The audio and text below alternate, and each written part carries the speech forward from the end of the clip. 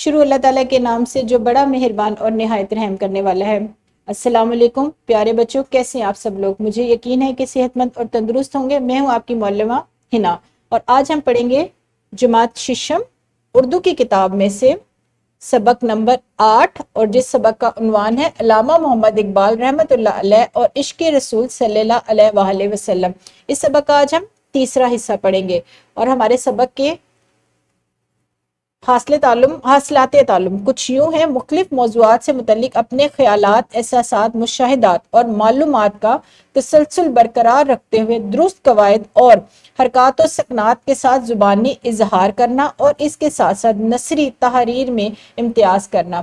آج ہمارے سبق کے حاصلات تعلم 2 ہیں۔ اپنے سبق کو شروع کرنے سے پہلے ہم کیا کریں گے؟ اسلامی نقطہ نظر سے اپنے سبق کو دیکھیں گے۔ معراج کی رات نبی کریم صلی اللہ علیہ وآلہ وسلم نے جنت اور دوزخ کے مختلف مناظر کا مشاہدہ کر کے صحابہ کرام کے سامنے بیان کیا۔ حضرت انس رضی اللہ تعالی عنہ سے روایت ہے کہ رسول اللہ نے ارشاد فرمایا، کیا ارشاد فرمایا؟ جس رات مجھے معراج کرائی گئی، میں نے ایسے لوگوں کو دیکھا جن کے ناخن تانبے کے تھے اور اپنے چہروں اور سینوں کو چھیل رہے تھے۔ میں نے جبرائیل علیہ السلام سے دریافت کیا کہ یہ کون لوگ ہیں؟ انہوں نے جواب دیا کہ یہ وہ لوگ ہیں جو لوگوں کے گوشت کھاتے ہیں، یعنی ان کی غیبت کرتے ہیں اور ان کی بے آبروئی کرنے میں پڑے رہتے ہیں۔ جی بچوں، یہ حدیث لی گئی ہے ہمارے حاصل تعلم مشاہدات سے، کیونکہ ہمارے حاصل تعلم کا ایک حصہ بھی یہی ہے کہ اپنے مشاہدات بیان کر سکیں گے آپ لوگ۔ اب ہم اپنے سبق کی طرف آگے بڑھیں گے۔ ہمارے سبق کو شروع کرنے سے پہلے ہم کیا کرتے ہیں؟ دہرائی کرتے ہیں۔ دہرائی میں ہم دیکھتے ہیں کہ آج آپ نے کیا کرنا ہے۔ حرکات و سکنات کا لفظی معنی کیا ہے؟ جی آپ نے بتانا ہے کہ حرکات و سکنات کا لفظی معنی کیا ہے، اور اس کے ساتھ ساتھ نظم نثر سے متعلق خیالات اور مشاہدات بیان کرتے ہوئے کس بات کا خیال رکھنا چاہیے۔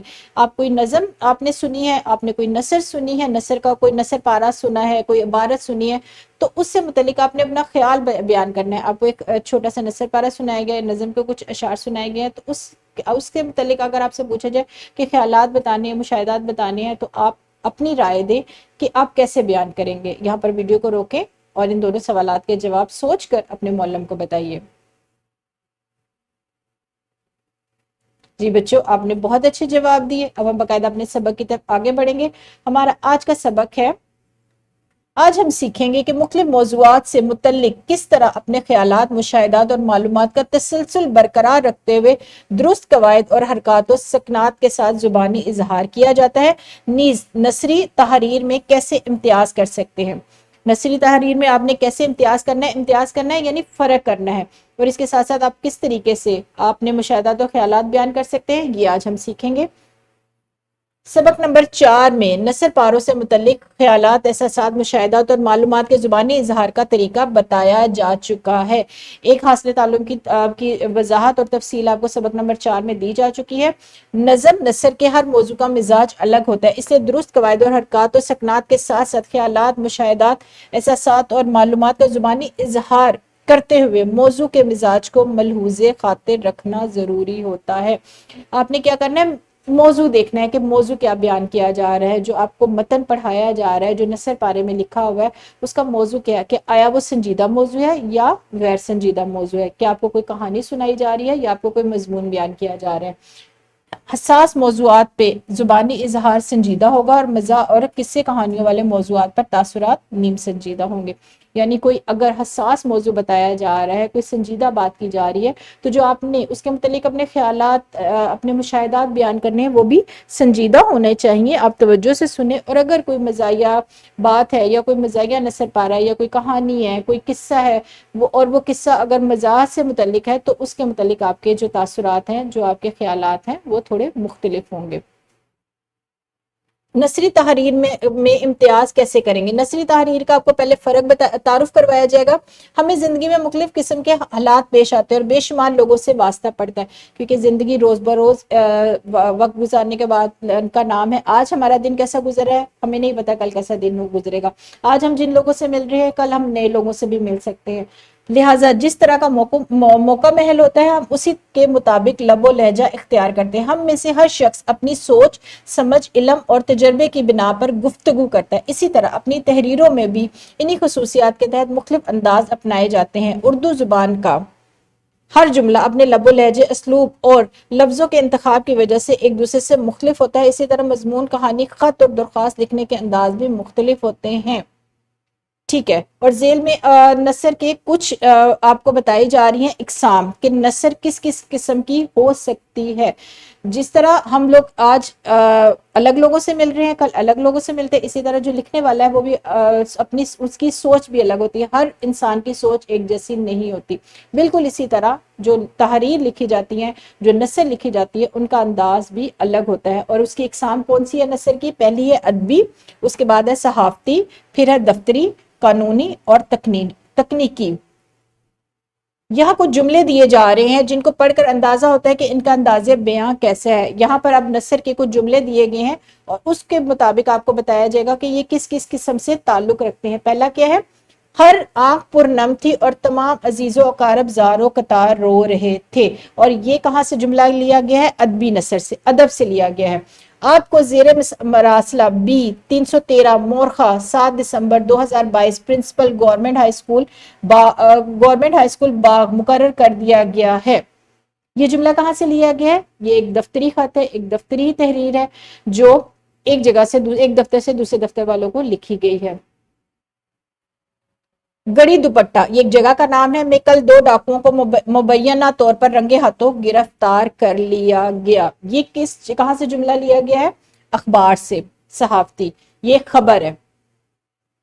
मैं मसमा असगर खान वल्द अकबर खान साकिन बाग आजाद कश्मीर रूबरू गवाहाने इकरार करता हूँ। रूबरू गवाहाने इकरार करता हूँ। ये वाली तहरीर, ये वाला जुमला कहाँ से लिया गया है? कानूनी। ये एक कानूनी तहरीर से लिया गया जुमला है। और आखिरी जुमला, मैं कंप्यूटर के बुनियादी निज़ाम जैसे कि कीबोर्ड, मॉनिटर, माउस और विंडोज वगैरह के बारे में बखूबी जानता हूँ। ये कहाँ से जुमला लिया गया है? तकनीकी। आपको 5 मिसालों के अलग अलग जुमले बताए गए हैं कि इन अलग अलग किस्म की नसर के जुमले किस तरीके के हो सकते हैं। कानूनी का अलग होगा, सहाफती का अलग होगा, अदबी का अलग होगा, तकनीकी का अलग होगा। इस तरह के जुमलों की आपको पहचान होनी चाहिए कि जो आप नसर पढ़ रहे हैं वो नसर की कौन सी किस्म पढ़ रहे हैं। या आपको तस्वीरी मालूमात भी दी गई है। कहानी अगर बयान की जाएगी तो किस तरह की होगी? एक दफा का जिक्र है, यहाँ से शुरू की जाएगी और ये कहा कोई किस्सा बयान किया जाएगा, वो कहाँ से किस्सा, कहानी, वाकया अगर बयान किया जाए तो अदबी नसर है। अखबारात, सहाफती, ये इस तरह की खबरें आपको दी जाएंगी। जो हमारी दफ्तरी मालूमात होगी वो इस तरह की होगी और जो कानूनी मामला कानून से मुतल्लिक नसर होगी वो इस तरीके की होगी। और इसके साथ साथ तकनीकी मालूमात, उसमें इस तरीके का मवाद शामिल होगा।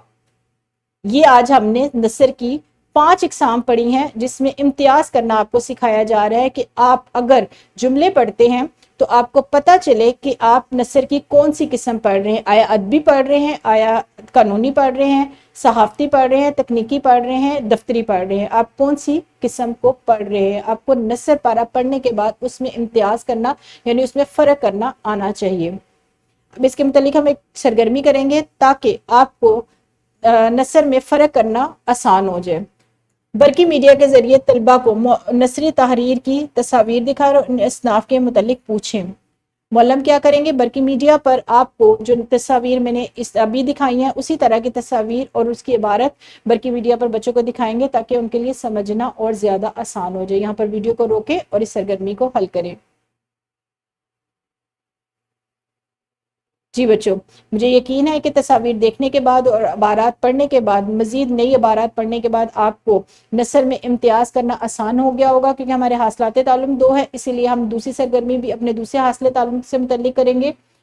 करना क्या है? मकतब खाने से मुख्तलिफ मौज़ूआत की कुतब लाकर तलबा से पढ़वाई जाए। दौरान पढ़ाई तलबा के दुरुस्त लफ्ज़ और हरकत व सकनात को मद्देनजर रखा जाए। मकतब खाने से मुख्तलिफ मौज़ूआत से मुतल्लिक़ किताबें लाई जाएंगी और तलबा को दी जाएंगी और पढ़ते वक्त उनकी हरकत व सकनात पर नज़र रखी जाएगी। अगर वो नज़म पढ़ रहे हैं तो उनकी हरकत व सकनात मौजू के मुताबिक है या नहीं, ये मौलम ध्यान रखेंगे। और नसर पढ़ रहे हैं और नसर का जो वो मौजू पढ़ रहे हैं आया उनका तलफ़ुज़ दुरुस्त है या नहीं, और उसके साथ साथ वो रवानी से पढ़ रहे हैं और उनकी हरकत व सकनात मौजू के मुताबिक है या नहीं। और मौलम इस सिलसिले में तलबा की रहनुमाई भी साथ साथ करेंगे। यहाँ पर वीडियो को रोकें और इस सरगर्मी को हल करें। जी बच्चों, अपने सबक को मजीद समझाने के लिए हम एक वर्कशीट भी हल करेंगे।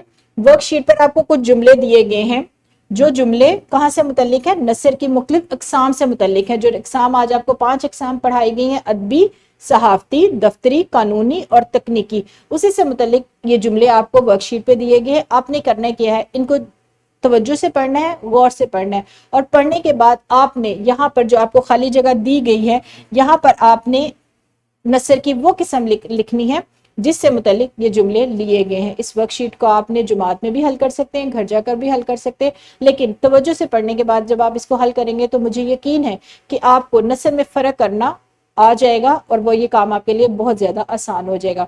यहाँ पर हम अपनी वीडियो को ख़त्म करेंगे।